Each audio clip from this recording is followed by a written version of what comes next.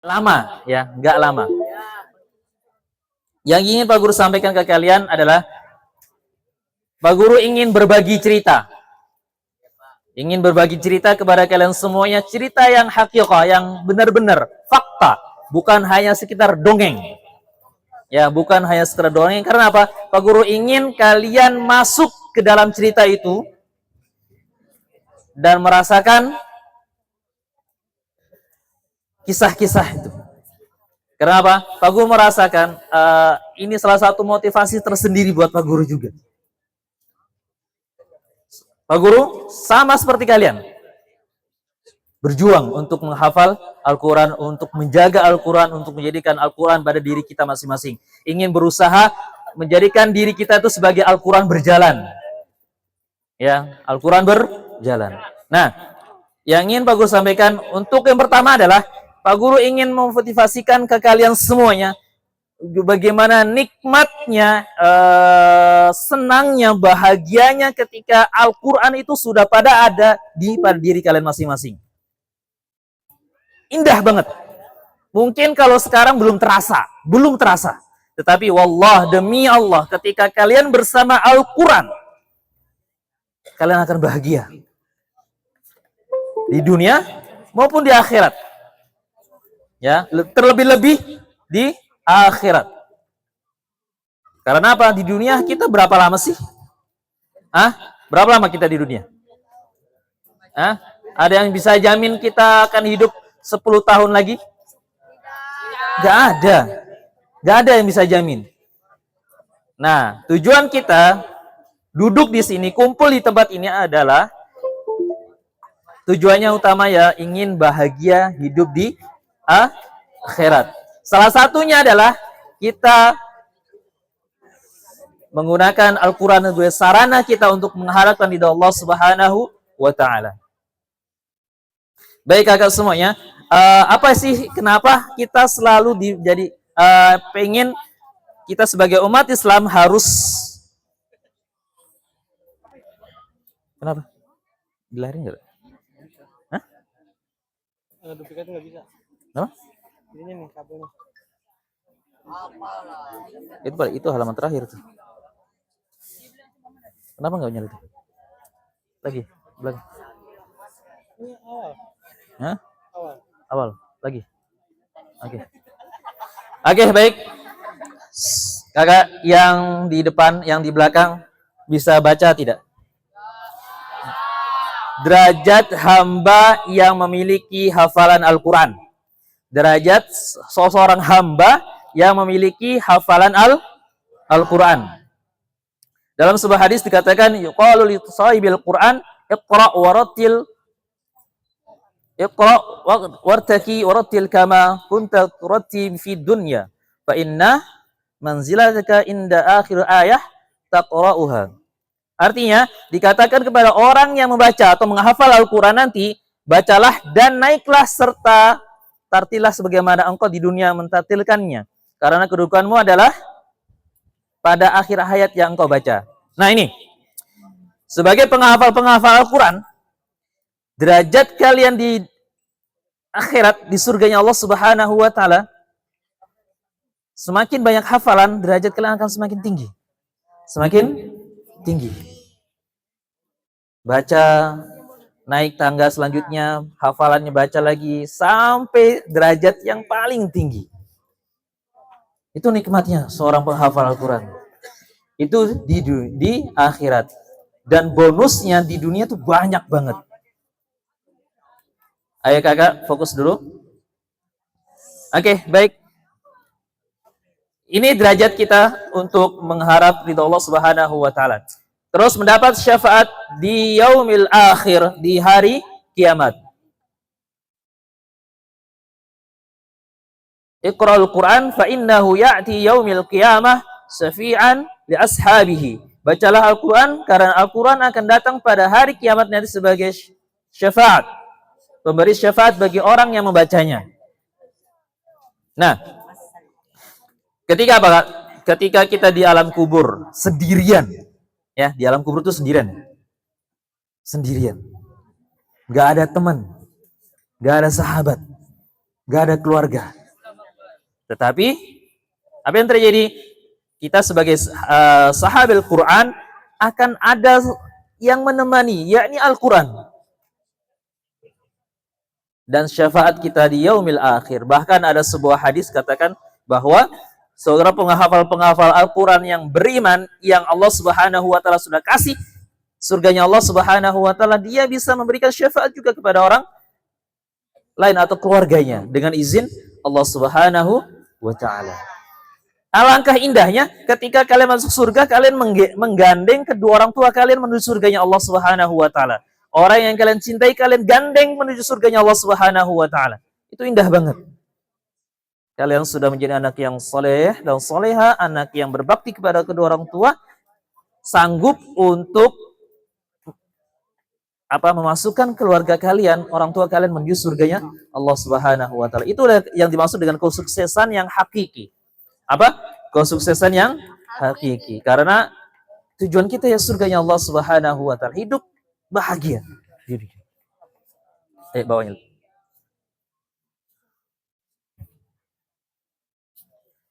Menjadi manusia yang terbaik. Khairukum man ta'allama al-Qur'an wa 'allamahu. Sebaik-baik kamu adalah orang yang mempelajari Al-Quran dan mengajarkannya. Ya, mungkin kalau kalian melihat orang yang paling ganteng, orang yang paling cantik, terus orang yang paling kaya, oke? Tetapi Allah Subhanahu wa Ta'ala menempatkan orang yang terbaik bukan itu. Orang yang terbaik adalah mereka yang selalu dekat dengan Al-Quran. Ya, selalu dekat dengan Al-Quran. Indah, sangat indah ketika kalian dicap sebagai orang yang paling baik. Gara-gara apa? Kalian belajar Al-Quran, menghafal Al-Quran, terus apa lagi? Kalian mempelajari, terus mengajarkannya kepada orang lain, kepada keluarga kalian, kepada adik kalian, kepada tetangga kalian. Makanya jangan anggap remeh. Ketika kalian pulang ke rumah, terus ada musola, ada TPQ, kalian nimbrung ngajarin anak-anak TK, mungkin anak-anak yang masih buta akan huruf hijaiyah. Jangan dianggap remeh itu, Kak. Wallah, itu adalah sumber pahala kalian. Amal jariyah. Kalian meninggal, tapi pahalanya masih mengalir terus. Itu indah banget. Oke. Ini adalah keutamaan-keutamaan kita terhadap Al-Quran. Pak Guru sudah sampaikan kepada kalian semuanya. Kenapa Nabi Muhammad SAW menjadi seseorang Rasul dan Nabi yang terbaik? Karena apa? Kenapa Nabi Muhammad SAW menjadi Rasul dan Nabi yang terbaik? Karena mengaji dan mengajar. Karena Nabi Muhammad SAW diwahyukan yakni Al-Quran. Terus kenapa malaikat Jibril itu menjadi bosnya malaikat? Karena apa?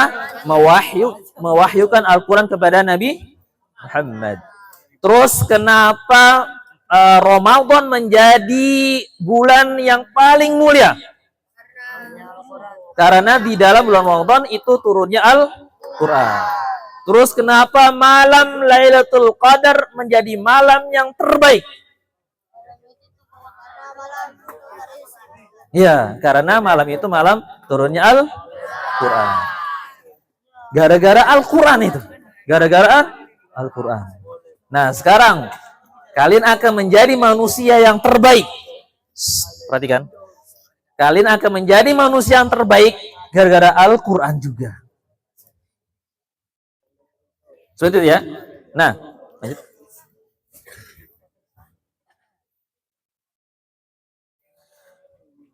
Al-Quran menjadi pahala yang melipat ganda. Kalian pernah dengar ketika kalian menghafal, kalau kalian menghafal, terus mim itu satu huruf. Jadi alif lam mim itu berapa huruf? 3. Satu huruf berapa kebaikan? 10. Berapa? 30. Kalau kalian ngapal satu ayat itu, kalau kalian ulangi sampai 40 kali, satu ayat itu ada 40 huruf, kalikan berapa kebaikan. Makanya kalau kalian berniaga sama Allah tuh nggak ada namanya kerugian. Apa kak? Kalau kalian berniaga sama Allah itu nggak ada namanya kerugian, nggak ada. Nah, tetapi kak, jangan kalian senang dulu. Karena apa? Kita sebagai penghafal Quran juga punya tantangan. Tantangannya apa? Penyakit seorang penghafal Quran itu apa? Iya, tidak konsisten. Tidak konsisten. Di antara penyakit penghafal Quran adalah ingin cepat khatam dan tidak konsisten untuk murojaah. Terbukti tidak? Terbukti tidak?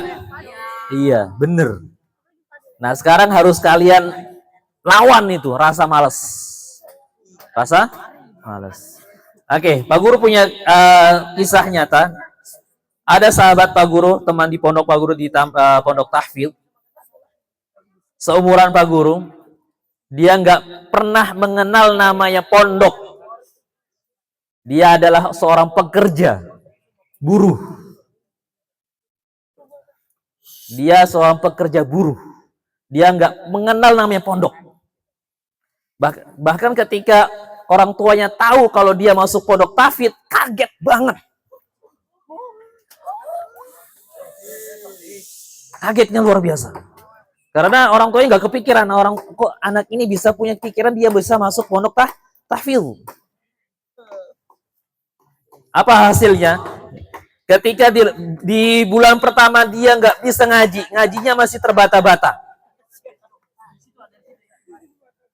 Terus apa yang bulan kedua, ketika teman-temannya sudah 1 bulan tuh bisa setoran 3 juz, 4 juz, tapi dia setengah juz saja belum dapat. Tapi apa yang terjadi kak? Semangatnya dia nggak kalah. Bahkan teman-teman suka usil. Apa yang usilin? Dia nyembunyiin Qur'annya biar dia istirahat. Karena apa? Ketika jam istirahat kita lagi tidur nih, dia masih bangun, masih ngaji. Gitu ya, masih ngaji. Makanya kita usilin, simpan Al-Qur'annya, sembunyiin biar dia tidur. Dan apa yang terjadi kak? Bulan pertama, bulan kedua dia gak bisa ngaji, bulan ketiga dia setorannya belum 1 bulannya yang harus targetnya 3 juz, tapi dia cuma dapat setengah juz. Apa yang terjadi? Dari 15 perangkatan itu, satu angkatan itu ada 15 orang. Dia urutan paling selesai itu urutan ke-4. Dan termasuk Pak Guru kalah kepada dia. Karena apa? Kalah semangatnya ketika itu. Masya Allah. Ini salah satu harus kalian pahami, ya kak.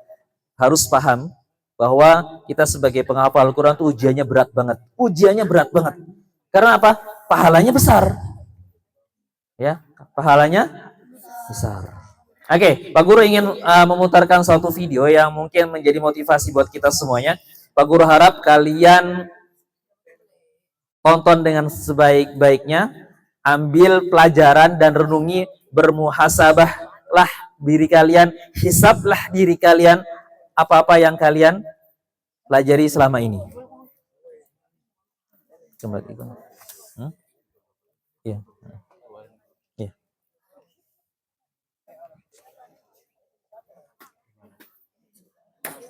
Sebentar ya.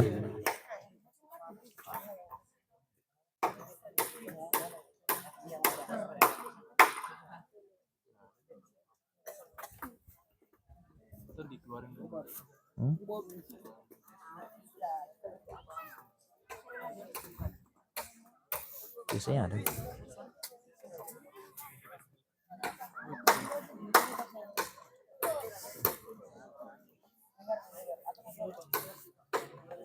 Nah, apalagi nih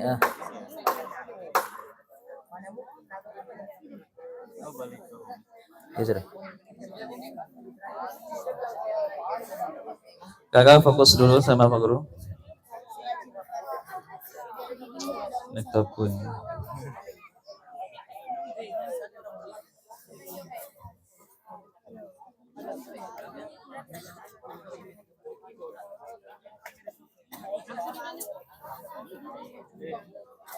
Keluarkan.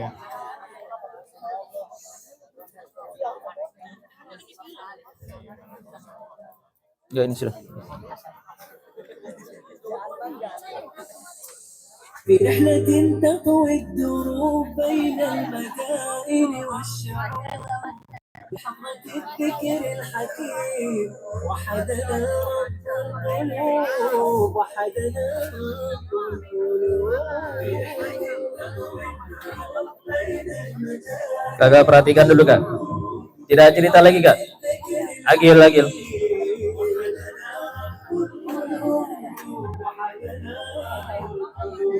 ولحق آيات الكتاب وقد أتينا كل باب نمضي على درب الصواب من قبل أن تجل الخطوب من قبل أن تجل الخطوب في رحلة تطوي الدروب بين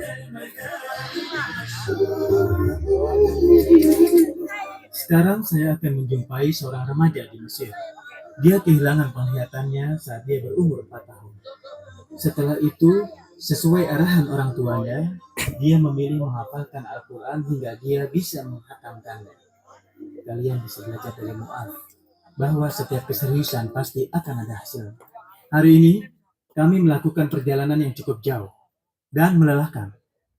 Tapi kami mendatangi sebuah tempat yang memang pantas untuk mendapatkan kunjungan. Barakallah. Kami berada di sebuah tempat di Syarqiyah, Jazirah Sa'adah.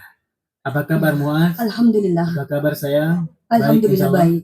Saya sekarang di Jazirah Kebahagiaan dan merasakan kebahagiaan yang cukup besar bisa duduk bersamamu. Alhamdulillah. Baik semua. Ya, Saya ingin tahu kisahmu terhadap Al-Quran kitab Allah. Kamu mulai saat kamu 6 tahun. Saya ingin tahu ceritanya. memang waktu memulainya aku merasa berat sekali. Tapi aku tahu bahwa di akhir akan menjadi sebuah kebahagiaan bagi seorang manusia. Dan juga di akhirat, insya Allah itu akan menjadi syafaat untukku. Untungnya ayah dan ibuku selalu sabar. Aku pun berusaha bisa melakukannya dan menanggung semua kesulitan. Aku tidak pernah meremehkan walaupun aku sedang sakit. Dia ke sekolah setelah subuh dan pulang sekolah langsung belajar Al-Quran. Kami selalu mengulang-ulang sebagian materi pelajaran yang pokok. Awalnya kami setiap hari 2 juz, misalnya di pagi hari atau di sore hari. Tapi dia bilang, ibu aku akan kelelahan. Ya aku bilang, kalau begitu kita mulai dengan Al-Quran saja dulu. Insya Allah lelahmu hilang. Oh ya, saya juga dengar bahwa kamu datang Iya. ke tempatnya Syekh ya, dengan sepeda motor. Iya, Iya, iya, naik motor bersama ayahmu. Kemana itu? Hah? iya. Kami menuju sebuah tempat di kota Zakazig. Iya. Tempat itu dikenal dengan nama garasi bis. Garasi bis, Iya. ya. Ya. Iya.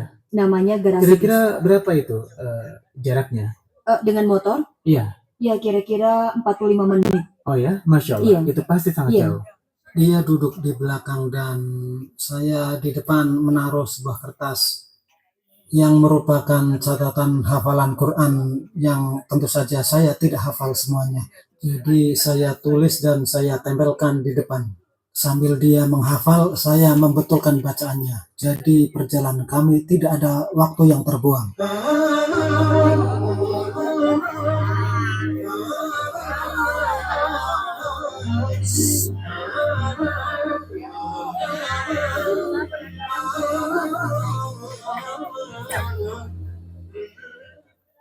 Benarkah Syekh Mu'adz bahwa kamu harus datang ke Syekh pada bagian yang harus dimuraja, 1 juz misalnya, Iya, kemudian kamu salah lagi? Iya. Itu bagaimana? Apa iya. yang terjadi? Aku harus datang lagi. Pemirsa, perlu Anda tahu bahwa Syekh Mu'adz pergi ke Syekhnya, bukan Iya, benar. didatangi. Dan Syekhnya tidak tinggal di samping rumahnya. Iya, iya. Dia yang pergi menuju ke rumah Syekhnya, Iya, dan bayangkan jaraknya saat cukup itu jauh. aku pergi ke Syekh. Begitu. Di separuh Al-Quran yang pertama, coba tebak berapa lama aku lakukan? Berapa lama? 3 hari. 3 hari seminggu? Iya, 3 hari saja seminggu. Oh ya. Aku mencari waktu senggang beliau. Bahkan awalnya hanya 2 hari saja. 2 hari. Iya, 2 hari saja. Kemudian dia banyak memberhentikan aku pada makna-makna tertentu. Dia juga cukup keras. Apa? Kadang-kadang aku hanya diberi 1 ayat saja. Bayangkan, 1 ayat saja. 1 ayat. 1 ayat? Iya, 1 ayat. 1 ayat dengan jarak yang jauh seperti Demi itu? Allah, aku hanya 1 ayat saja. Allahu Akbar. Kadang-kadang aku tidak punya kesempatan bermain. Iya. Tapi saya dengar kamu ini sedikit ajaib.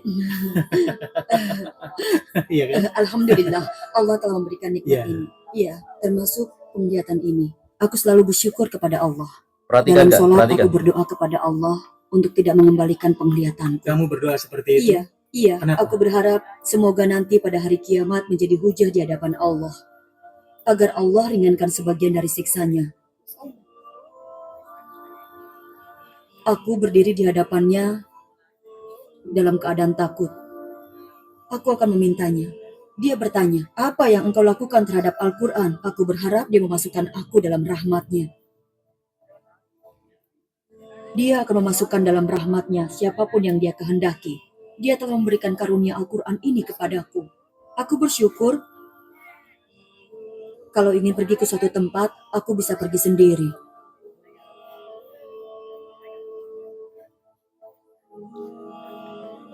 Di saat-saat seperti itu, saya teringat kondisi kebanyakan kaum muslimin yang tidak perhatian dan malas dalam menghafalkan Al-Quran. Ya Allah, alasan apa yang akan mereka berikan di hadapan-Mu, ya Allah? Alhamdulillah atas segala keadaan yang ada. Masya Allah. saya tahu kamu menyimpan nasihat dari Ibnu Qayyim. Iya, Apa Ibnu nasihat itu? Qayyim rahimahullah berkata, Habis. tidaklah Allah menutup satu pintu untuk hambanya, kecuali dia akan Iya, bukakan untuk Matikan ini dua langsung pintu rahmat. selesai.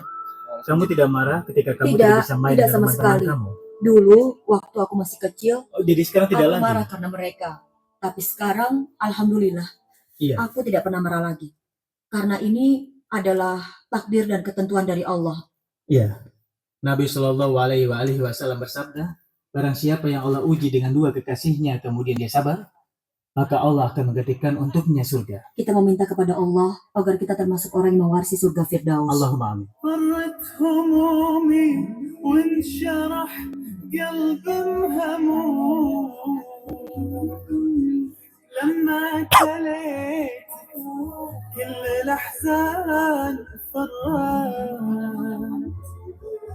يا محكم القرآن يا مسكن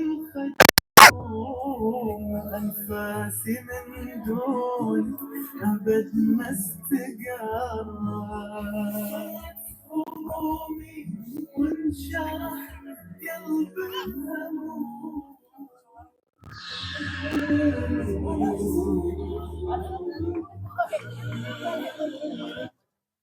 Oke, baik ya, Kak. Ini salah satu kisah beberapa para pejuang-pejuang Al-Quran yang mungkin secara kasat mata orang ini nggak bisa menghafal Al-Quran. Karena apa? Mohon maaf, nggak bisa melihat. Tetapi apa yang terjadi? Karena Allah Subhanahu Wa Taala mengatakan, "Walaqad yassarnal Quran." Telah sesungguhnya Allah Subhanahu Wa Taala telah memudahkan Al-Quran bagi yang mau. Kalau nggak mau ya udah. Gitu ya. Nah, ini jadi bahan renungan buat kita semuanya. Dia bisa. Kita yang kita sempurna, mata kita sempurna, pendengaran kita sempurna, lidah kita sempurna, masa nggak bisa? Itu saja mungkin yang bisa Pak Guru sampaikan untuk kesempatan kali ini. Insya Allah kita akan lanjut lagi kesempatan selanjutnya. Insya Allah kita akan lanjut lagi di yang kedua.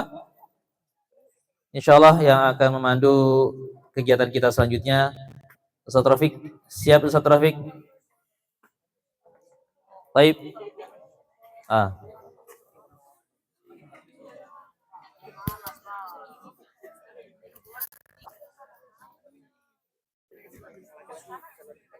Oh ya, baik. Oke, baik. Ya untuk yang cowok nanti